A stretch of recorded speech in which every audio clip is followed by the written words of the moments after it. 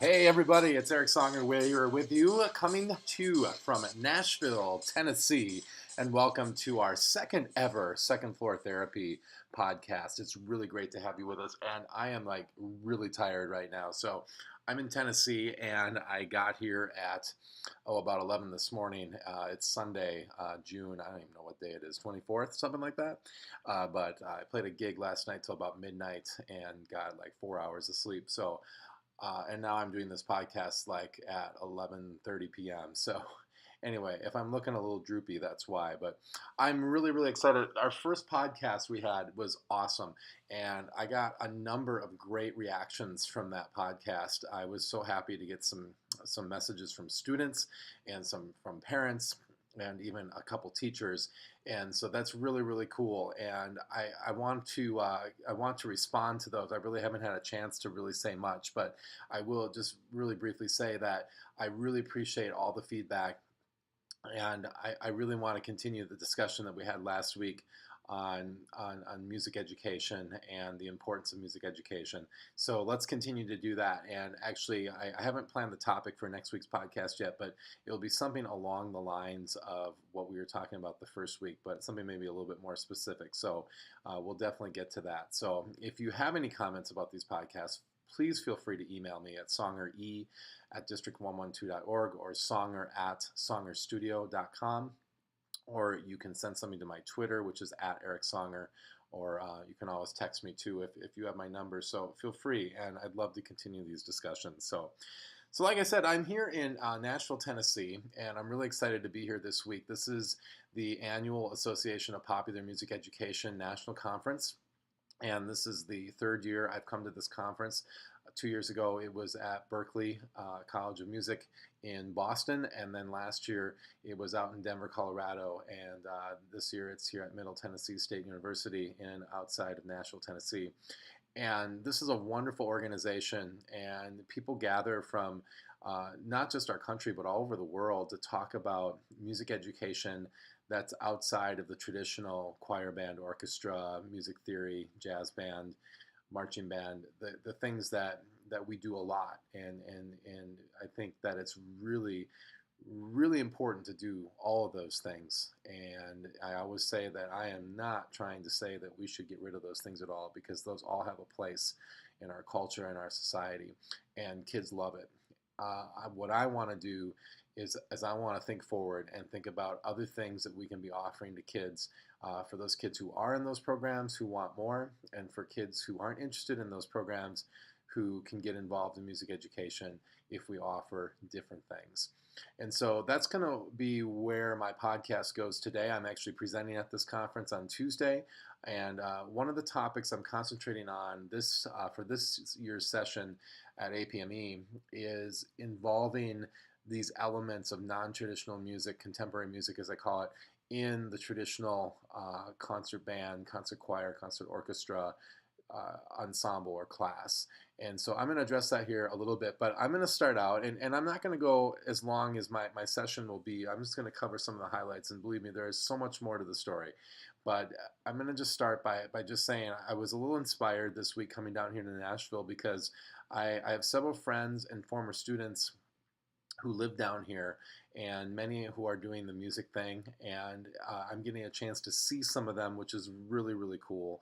And a couple of them I'm not going to get to see because they are on tour, and they're doing the music thing, and they're just not here in Nashville right now. So that is super cool. And one of those guys, I just want to give some shout outs here to some people that I'm either seeing or that are down in this area.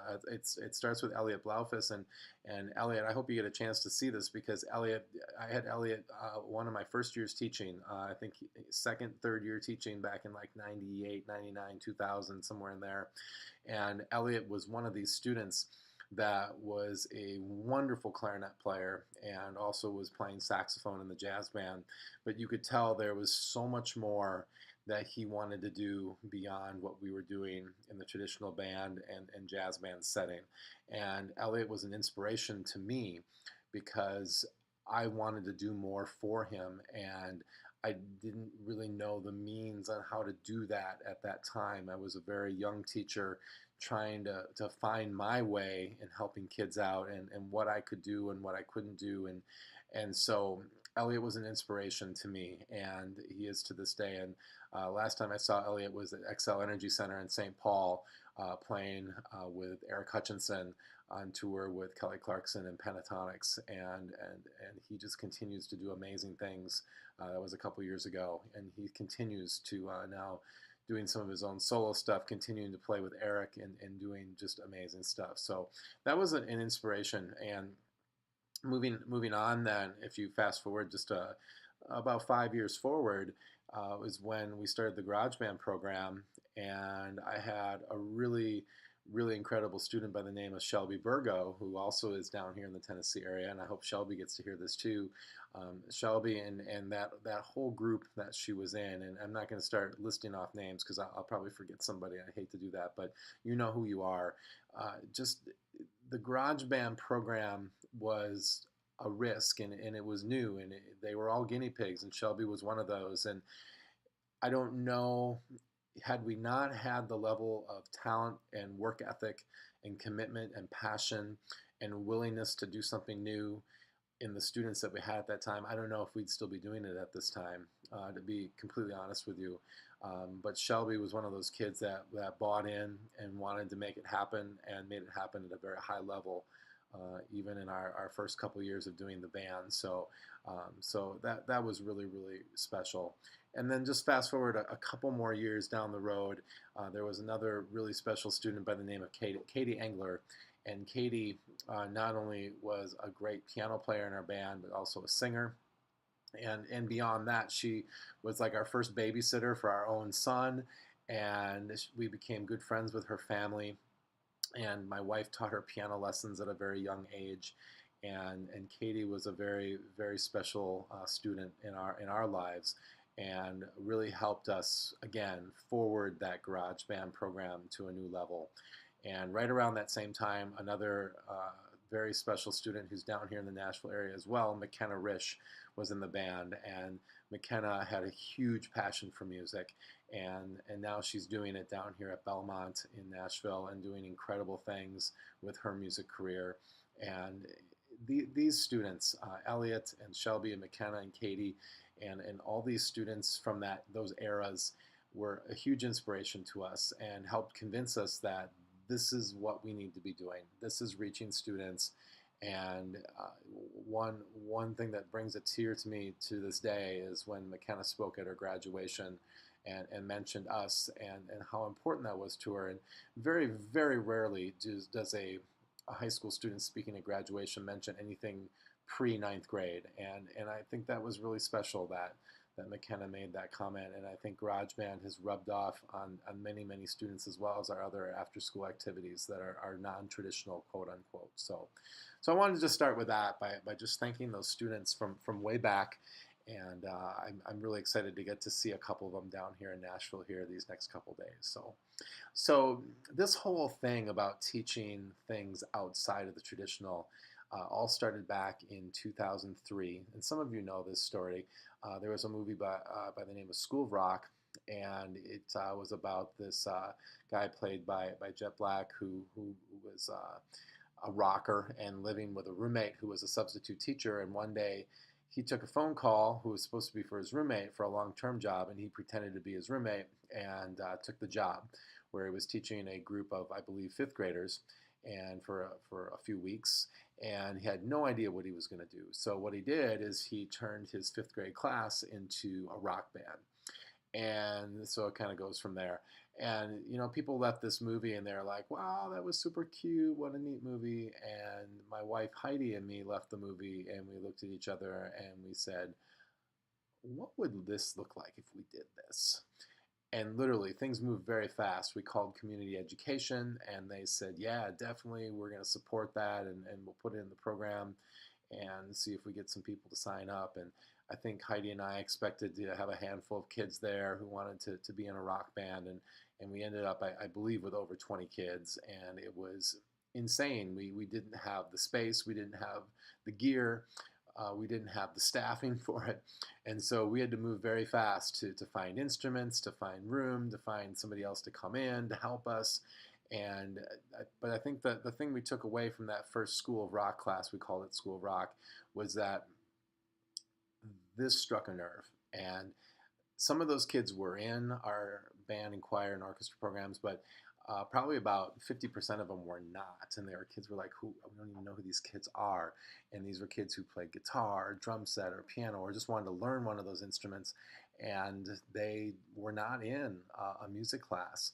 And that was huge. So one of the first things we actually had to do with that School of Rock class is we also had to divide it up, because we had some kids with a lot of ability and then kids who had no experience whatsoever. And that's when our garage band program was born.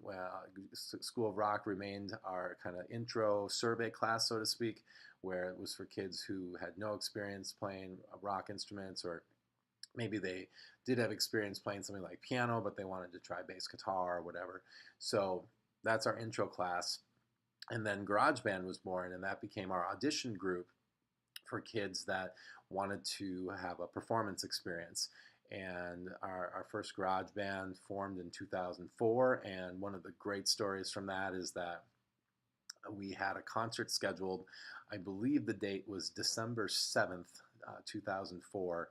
And my wife was due with our first child on December, like the day after or something like that. It was like not very good planning on our part. You could tell that we had never had a kid before, and we're like, "Oh, this will all work." So anyway, to make matters worse, the day of the concert, our keyboard player got sick, and so my wife, at pretty much exactly 9 months pregnant, had to play the piano part at our first Garage Band concert. So I believe we did "Smells Like Teen Spirit" by Nirvana. So if my son Caleb has any issues later on in life, we can blame it on Nirvana happening right before he was born. So, but that was really cool to have that experience. And then the Garage Band, over the course of the many years now, 14 years, has grown from that one band to this summer we have 5 bands, 3 middle school groups and 2 high school groups. And we have a summer session and then a winter session, which also consists of 3 middle school groups and 2 high school groups. So really, we've gone from one band to really 10, which is pretty insane how that program has just taken off. So, and then another part of the story was a couple years later, this young 6th grader by the name of Philip Ireland came up to me and said, "Hey, Mr. Songer, I'd like to be in the Garage Band." And I'm like, "Well, what do you play?" And he says, "Well, I play the banjo." And I said, "I don't know if that's really a rock and roll instrument. So what kind of music do you play, Philip?" And he said, "Well, bluegrass, duh." And I'm like, "All right, how about we form a bluegrass band?" And his eyes got real big, and he got really excited. And he didn't know that I knew like nothing about bluegrass music, but I'm like, let's just go for it and see what happens. And so we did it, and got a couple of his really good friends together, and we formed a bluegrass band. And that has continued to roll now. Over 10 years later, we have the Country Bluegrass Band, and that also meets in the winter and during the summer, and just a great opportunity for kids to play country and bluegrass music. Well, again, I don't want to go on too long, and like I said, there's much more to the story than everything I'm sharing with you, but from there came our mariachi band, and then our hip-hop ensemble, our DJ groups, our movie band that we do in the summer, and our beginning guitar class, our music technology class. And then we have this brand new thing that we just started this past spring called Pop Ensemble, which is like a garage band, but it does all music from the last probably like 3 years approximately. So it's been really cool to see all of these after school groups come into play. And at some point, I might do a podcast more on those groups and what we do, and talk a little bit about how they all run at the same time, because they don't all actually run at the same time, but they all have their place in the schedule. So, and I might even get into a little bit about why we don't have them meet like 4 or 5 days a week, and we just do 1 day a week, and talk a little bit about philosophy of music education there. So anyway, so it's really cool. Our after-school music program is exploded. Our summer music program, we have over 170 kids in our summer music groups, and that includes garage band, country band, and jazz band, marching band, movie band. So it's really neat watching all these kids in these groups. So that's after school. So one thing I started thinking about as we were doing all these after school groups is like, okay, this is obviously impacting a lot of kids, and we're getting a lot of kids from our band choir orchestra program involved in these after school groups, which is great. We're getting a lot of kids not involved in band choir orchestra into these after school groups, which is great because they're getting a formal music education. More about that in a second. How can we put this into our traditional classes? And should we? And I think yes. I think yes, definitely. We have to be careful. We still want to do what we need to do from a curricular standpoint of teaching kids how to play their instruments, teaching kids how to sing properly. We need to teach the classics. We need to teach classic band literature. We need to make sure kids are learning dynamics and learning how to read articulations and perform those on their instruments and learn about phrasing and tone production. We can't take too much time away from that. But I think we're doing an injustice if we teach these ensembles like we did in 1950 or 1970 or even 1990. We need to be aware of what music is today and what music has been over the last 15, 20 years. And we can't just ignore it because we're teaching a choir or a band or an orchestra. And again, that's just my opinion, but I think we need to add some of that in there. And, here's my rationale. I think, number one, that at our school and in many schools, if you want to take a music class in middle school, it's choir, band, orchestra. If you even have all those three as a choice. And there may be a general music class offering or something like that, but easily the number one class taken in middle school is a performing ensemble group like orchestra, choir, band. So this is where we get the students. So this is where we need to teach different styles of music and teach kids about music. And again, we just can't teach about just, Gustav Holst, or just teach about Ludwig van Beethoven, or just play all Michael Sweeney songs. Michael Sweeney's great, but we can't just be doing that. We have to be doing more. Music is not required in our school, and music's not required in many schools beyond fifth grade or even younger sometimes. And so we need to attract students to take music, because I'm not like on a big recruitment, bend here, but we need kids to be in the arts, and go back to my last podcast for rationale on that. And like I said before, some kids are not interested. If you're like, oh, we're going to learn about music from the classical and romantic period, some kids are going to tune out right after you say that. But if you say, hey, we're going to do a little bit of stuff by, Drake, we're going to do some, we're going to play The Middle by Zed, we're going to do something like that and teach a little bit about today's music, you're going to attract kids a little bit easier if you do that. And then finally, I think, we want to instill creativity in all children, and music's one of the best ways to do that. The fine arts in general, obviously a great way to do that. So we want to get kids in here learning about being creative. And along those lines, sometimes people who object to the things I say about this say, well, today's music is terrible. There's no value to it. And in a way, they have a good point. There's a lot of popular music today that doesn't really appeal to me because it's very minimalistic. There's not a lot of harmony. There's not a lot of texture. There's not a lot of dynamic contrast. There's not melody sometimes. So yeah, I get that. But you know what? These kids are the future of everything, including music. And if we don't teach kids about why some of this music today maybe isn't as good, and why there's music of today and yesterday that is better or higher quality, or however you want to put it, that's going to help them. Between that and the creativity we give them, that's going to help them hopefully push music in a very positive direction, and in a direction that will be appealing to many, many, many people.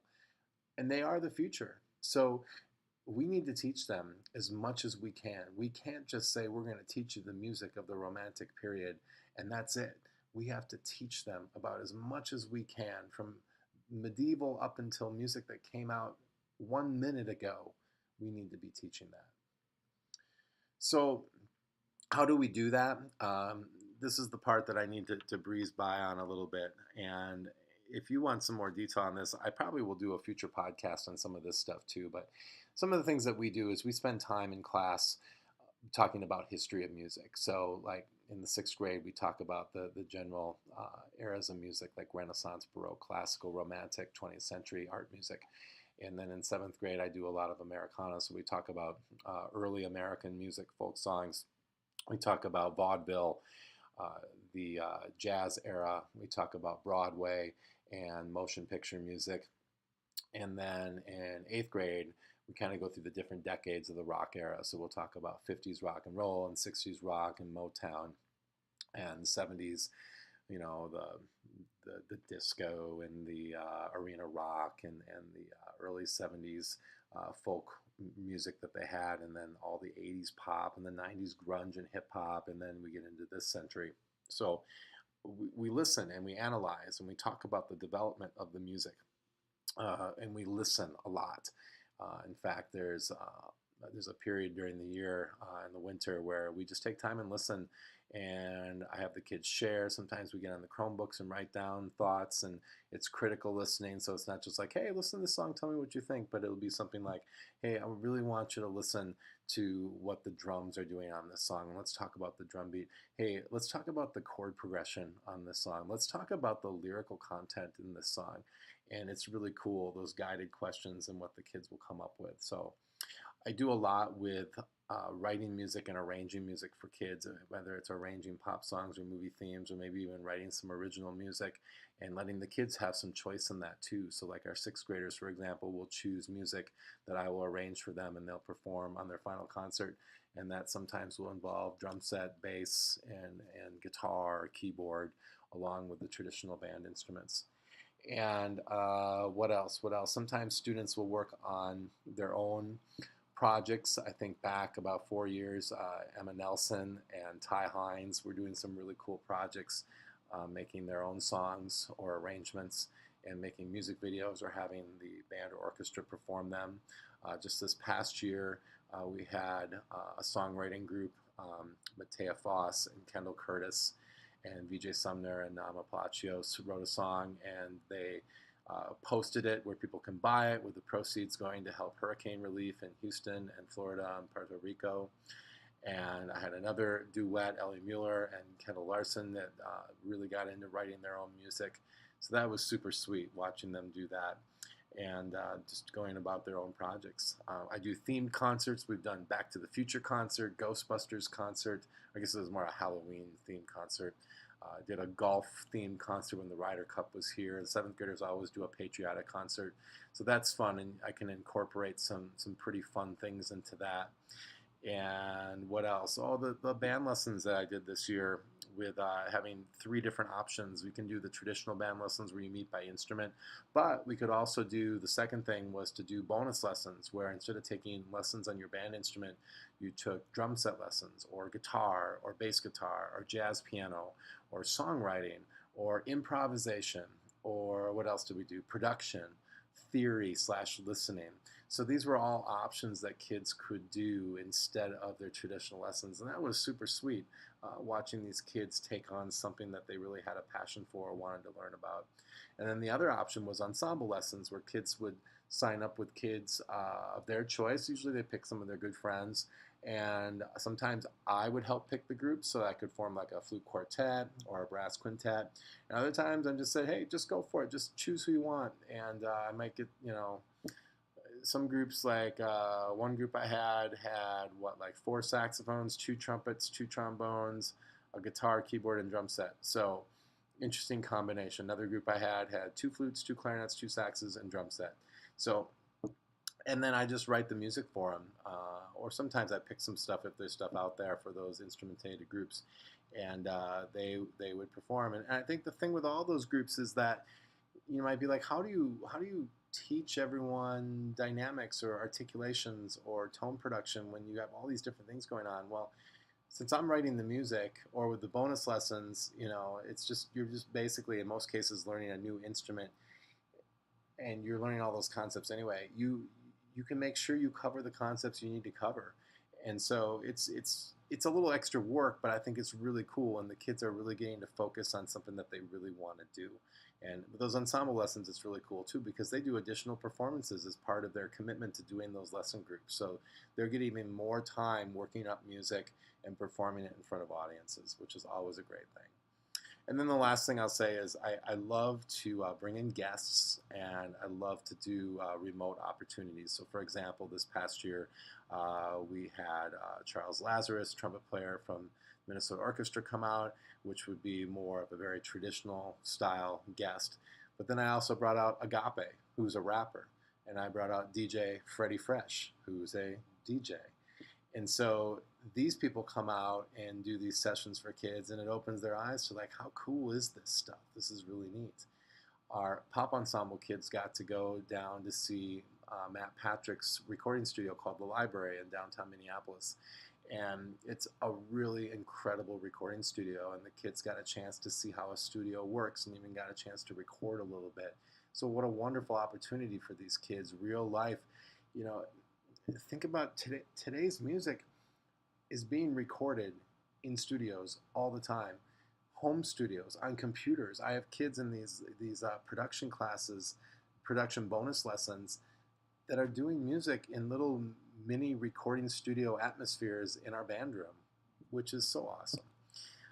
One of my favorite things too this year was the opportunity to go to the Jingle Ball concert back in December, and not just go to it, but get a chance to go backstage. And of course the kids had a wonderful time meeting some of these famous singers, which is awesome. I'm not going to deny that.